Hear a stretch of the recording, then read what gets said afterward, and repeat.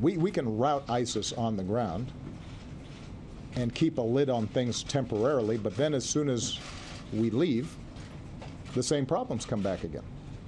So we've got to make sure that Iraqis understand, in the end, they're going to be responsible for their own security, and part of that is going to be the capacity for them to make compromises. It also means that states in the region stop being ambivalent about these extremist groups. I mean, the truth is that we've had state actors who at times have thought that the way to advance their interests is, well, financing some of these groups as proxies is not such a bad strategy. And part of our message to the entire region is this should be a wake-up call to Sunni, to Shia, to everybody, that a group like ISIS is beyond the pale, that they have no vision or ideology beyond violence and chaos and the slaughter of innocent people. And as a consequence, we've got to all join together, even if we have differences on a range of political issues, to make sure that they're rooted out. Okay? Last question. Mr. President, despite all of the actions the West has taken to get Russia to pull back from Ukraine, Russia seems intent on taking one step after another. Convoys, transports of arms. At what point do sanctions no longer work? Would you envisage the possibility of the necessity of military action to get Russia to pull back from Ukraine? We are not taking military action to solve the Ukrainian problem. What we're doing is to mobilize the international community to apply pressure on Russia. But I think it is very important to recognize that a military solution to this problem is not going to be forthcoming. Now, the fact that Russia has taken these actions in violation of the sovereignty and territorial integrity of the Ukrainians has resulted, I believe, in a weakening of Russia, not a strengthening of Russia. That may not be apparent immediately, but I think it will become increasingly apparent. What it's also done is isolated Russia from its trading partners, its commercial partners, international business, in ways that I think are going to be very difficult to recover from. And we will continue to stand firm with our allies and partners that what is happening is wrong, that there is a solution that allows Ukraine and Russia to live peacefully. But it is not in the cards for us to see a military confrontation between Russia and the United States in this region. Keep in mind, however, that I'm about to go to a NATO conference. Ukraine is not a member of NATO, but a number of those states that are close by are. And we take our Article 5 commitments to defend each other very seriously. And that includes the smallest NATO member as well as the largest NATO member. And so part of the reason I think this NATO meeting is going to be so important is to refocus attention on the critical function that NATO plays, to make sure that every country is contributing in order to deliver on the promise of our Article 5 assurances. Part of the reason I'll be going to Estonia is to let the Estonians know that we mean what we say with respect to our treaty obligations. We don't have those treaty obligations with Ukraine.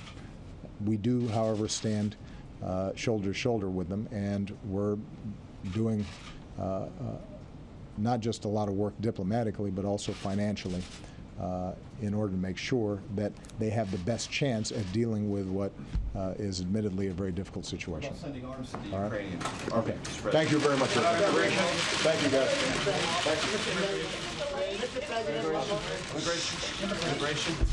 How are external events and your executive decision-making going to impact your decision on immigration reform? Some people say you're going to delay. Let me just say this. I've been very clear about the fact that our immigration system is broken and needs to be fixed. And my preference continues to be that Congress act. I don't think anybody thinks that Congress is going to act in the short term, but hope springs eternal that after the midterm elections they may act. In the meantime, what I've asked Jay Johnson to do is to look at what kinds of executive authorities we have in order to make the system work better. And we've had a lot of stakeholder discussions. That set of proposals is being worked up. And the one thing that I think has happened was the issue with unaccompanied children that got so much attention a couple of months back.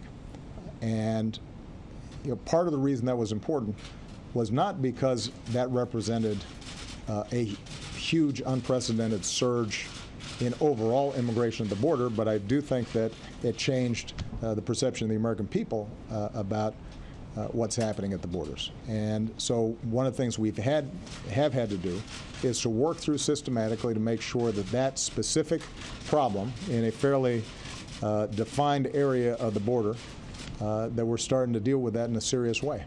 And the good news is we've started to make some progress. I mean, what we've seen so far is that throughout the summer, the number of apprehensions have been decreasing.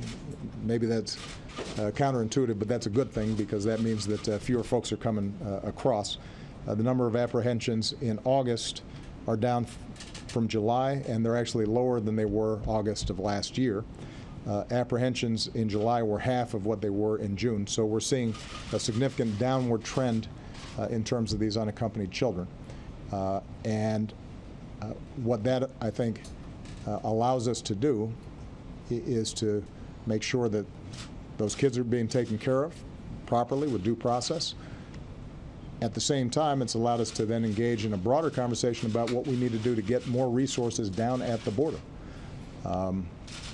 It would have been helped along if Congress had voted for the supplemental that I asked for. They did not. That means we've got to make some administrative choices and executive choices about, for example, getting more immigration judges down there. So that has kept us busy, but it has not stopped the process of looking more broadly about how do we get a smarter immigration system in place while we're waiting for Congress to act. And it continues to be my belief that if I can't see congressional action, that I need to do at least what I can in order to make the system work better. But some of these things do affect timelines, and we're just going to be working through as systematically as possible in order to get this done. But have no doubt, in the absence of congressional action, I'm going to do what I can to make sure the system works better. All right? Thank you, guys. September.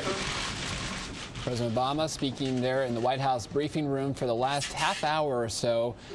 A lot of words, a lot of questions asked and answered, but 6 words may come back to haunt the president after this briefing. Quote, "We don't have a strategy yet." He's already getting lambasted on Twitter by military hawks and some conservatives saying that this was unintended truth, perhaps a poor choice of words regarding that question about how he might respond to ISIL militants in Syria. It's been reported, widely reported, that the White House is now considering possible airstrikes in Syria, in addition to the airstrikes already underway in Iraq, which the president said today have been successful in taking out arms and equipment of those militants. The president also said that ISIL presents an immediate threat to Iraq and to the region. He says that he's asked Kerry to build a coalition, a regional strategy to fight ISIL. Also said he's asked Secretary Hagel at the Defense Department to prep a range of options, a range of military options, and saying that military action must be part of a broader, comprehensive strategy. Also addressing many questions about the situation in Ukraine, which is deteriorating today. In fact, Ukrainian officials say 2 military columns rolled into a southeastern portion of that country after some missiles were fired at a border crossing. Russia, he says, the president says, is responsible for this escalation of violence, that Russia has repeatedly, deliberately violated Ukrainian sovereignty. And he says this will only bring more costs and consequences to Russia. When asked about possibly more sanctions sanctions against Russia. The president did not go into detail. He did say he spoke by phone today with German Chancellor Angela Merkel. He says he plans to meet next month with the new Ukrainian president, Petro Poroshenko, the first visit by that new president since taking office there in Ukraine, and a very major display of American support for the Ukrainian government.